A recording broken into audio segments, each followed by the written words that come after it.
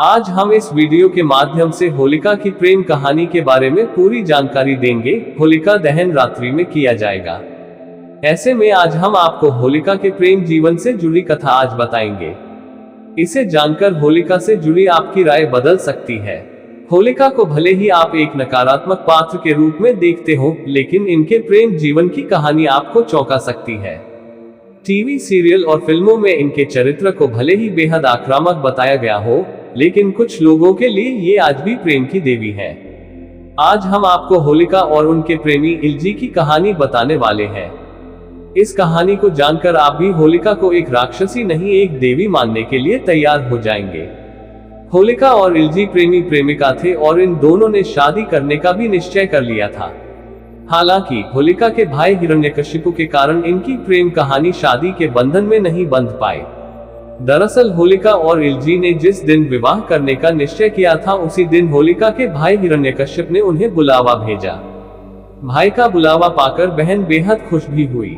होलिका को लगा कि भाई विवाह से जुड़ी कोई बात कहेंगे, हालांकि हुआ इसके बिल्कुल अलग। होलिका जब अपने भाई के पास पहुंची तो उसे हिरण्यकशिपु ने प्रहलाद के साथ अग्नि में बैठने को कहा। प्रहलाद को मारने के कई नाकाम प्रयासों के बाद हिरण्यकशिपु ने ये निर्णय लिया था। होलिका अग्निदेव की परम उपासक थी और उसे अग्निदेव से एक ऐसा वस्त्र मिला था जो अग्नि के भीषण ताप को भी आसानी से सहन कर सकता था। इसी वजह से होलिका के भाई ने प्रहलाद को मारने के लिए होलिका को चुना था। हालांकि इस बारे में जानकर होलिका को बहुत क्रोध आया और उसने ऐसा करने से मना किया। इसके बाद हिरण्यकशिपु ने होलिका को धमकी दी कि अगर वो ऐसा नहीं करेगी तो उसके प्रेमी को मार दिया जाएगा। इसके बाद न चाहते हुए भी होलिका को अग्नि में प्रहलाद के साथ बैठना पड़ा। होलिका जब प्रहलाद के साथ अग्नि ज्वाला के बीच बैठी तो भगवान की कृपा से हवा का झोंका चला और अग्निदेव के द्वारा दिया जो वस्त्र होलिका ने ओढ़ा था वो प्रहलाद के ऊपर जा गिरा।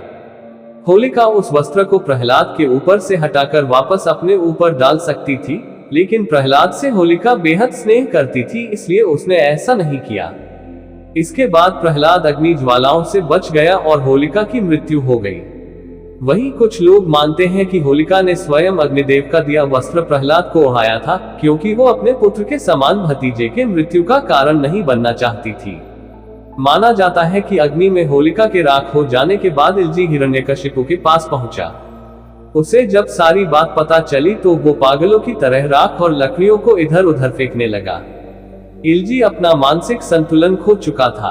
कहते हैं कि इसके बाद इल्जी ने अपना सारा जीवन वन में बंजारों की तरह गुजारा था।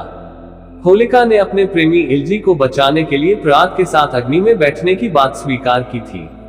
वहीं प्रहलाद को जलने से बचाने के लिए अग्निदेव का दिया वस्त्र प्रहलाद के ऊपर से नहीं उठाया। यानी प्रेम और स्नेह को ऊपर रखते हुए अपने प्राणों की आहुति होलिका ने दे दी। इसीलिए हिमाचल प्रदेश में आज भी लोग इन्हें प्रेम की देवी के रूप में याद करते हैं।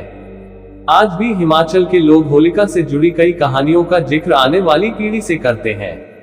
यहाँ दी गई जानकारियां धार्मिक आस्था और लोक मान्यताओं पर आधारित है। इसका कोई भी वैज्ञानिक प्रमाण नहीं है। वीडियो अच्छा लगे तो चैनल को सब्सक्राइब करें, वीडियो को लाइक करें और कमेंट करके जरूर बताएं। धन्यवाद।